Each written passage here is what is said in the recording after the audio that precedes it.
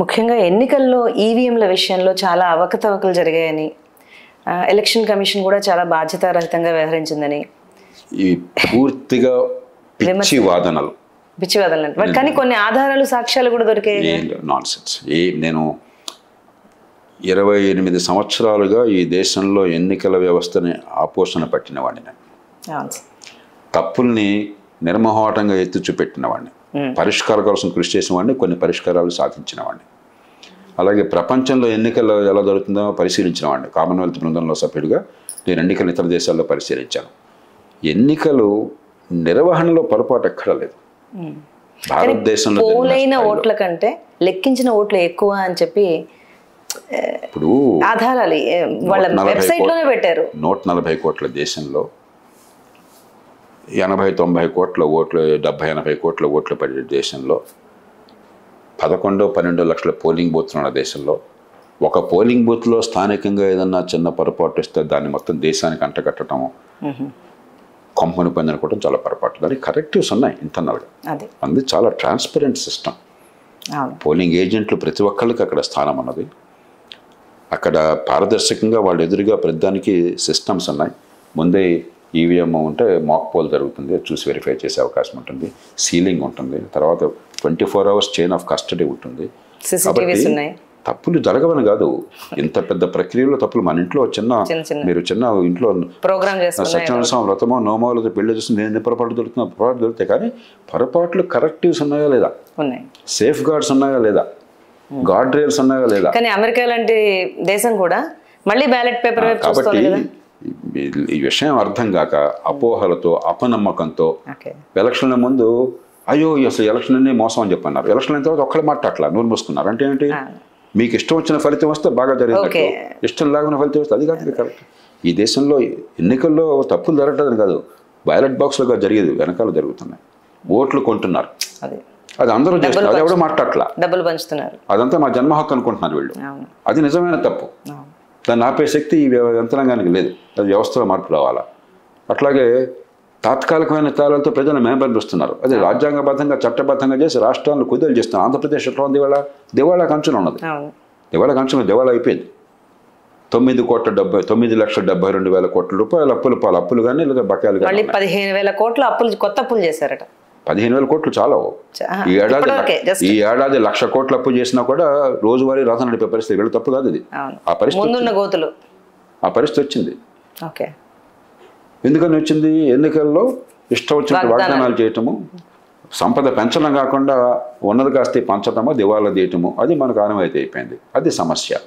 అలాగే కులం మతం అడ్డు పెట్టుకుని కులం పేరుతో ప్రేరేపిస్తున్నారు, వ్యక్తి ప్రయోజనాలు కాకుండా. ఇవన్నీ పోలింగ్ బూత్ల సమస్యలు కాదు, వెనకాల సమస్యలు, రాజకీయ సంస్కృతుల సమస్యలు. అది మనం అర్థం చేసుకోకుండా అది ఎందుకు కట్టడి చేయకూడదు, ఆ ఉచితాల గురించి వాగ్దానాలు చేయడం. అందుకనే దాని మీద చర్చ కావాలి. ఎవరు చేస్తారు ఇవన్నీ, ఎవరు చూస్తారు? దానికి పరిష్కారం ఉంది మనకు మనసు ఉంటే. అసలు ముందు సమస్య అర్థం చేసుకోవాలి. ఆ సమస్యల్లోకి వెళ్లకుండా పోలింగ్ బూత్లో అన్యాయం జరుగుతోంది, రిగ్గింగ్ చేస్తున్నారు, ఇవన్నీ దొంగ మాటలు, పరిపక్వత లేని మాటలు. ఏదో ఊరికే ప్రతి వాళ్ళు ఈ విషయం తెలియకుండా మాట్లాడడం అలవాటు అయిపోయింది మన దేశంలో. సమస్య వేరే చోట ఉంది. సమస్య పోలింగ్ బూతుల్లో లేదు. ఖచ్చితంగా ఈ దేశంలో పౌరులు మంచికో చెడుకో డబ్బులు తీసుకున్న ప్రలోభం వల్లనో లేకపోతే కులం వల్లనో రకరకాలుగా ఓటేస్తుండొచ్చు. కానీ వాడు స్వచ్ఛందంగా వేస్తున్నాడు, తుపాకీ పెట్టేవాడు ఓటేయించాడు.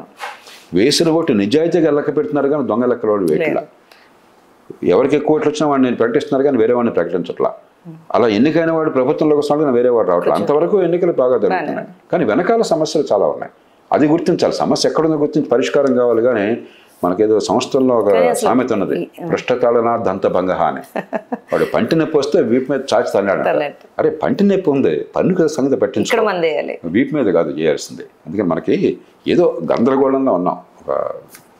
ఈ గందరగోళం నుంచి అసలు ఎప్పుడు బయటపడుతుంది అంటారు భారతదేశం కానీ ఆంధ్ర ప్రజలు, తెలుగు ప్రజలు కానీ? ఒక్కరోజు బయటపడదు. కానీ మనం కనుక సరైన పద్ధతులు చేస్తే, ఉదాహరణకి 1991లో పివి నరసింహారావు గారు, మన్మోహన్ సింగ్ గారి పుణ్యమా అని ఆపద్ధర్మంగానే కొంత దారి మార్చాం.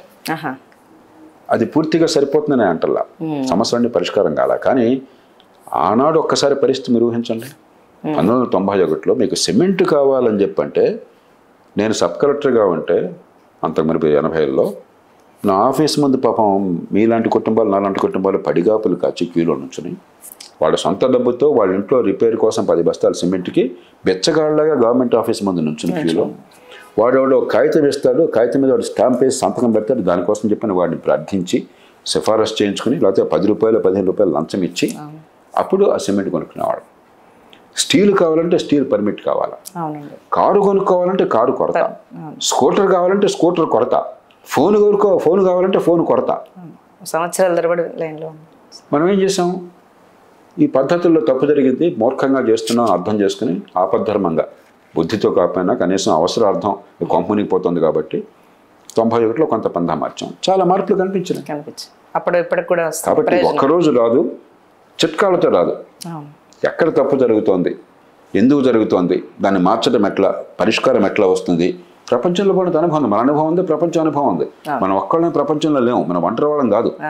మనకంటే ముందు మనలాంటి మంచివి చేశారు, మనలాంటి మూర్ఖంగా తప్పులు చేశారు.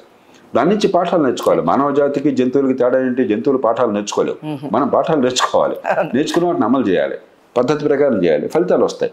అది లేకుండా సినిమాలాగా ఒక పాట నడిచేసరికి సీన్ అంతా మారిపోతాం అనుకుంటే అట్లా కదా జీవితంలో మారదు.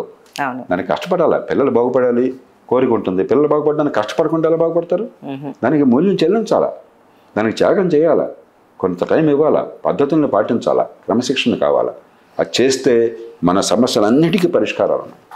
కానీ అందరికీ ఈజీ మనీ ఇలాంటి అలవాటు చేసేసింది అని ఒక ప్రపంచంలో ఈజీగా వచ్చేది ఏది పనికి శాశ్వతం కాదు, పనికి వచ్చేది కాదు. నేను గ్యారంటీగా చెప్పగలను.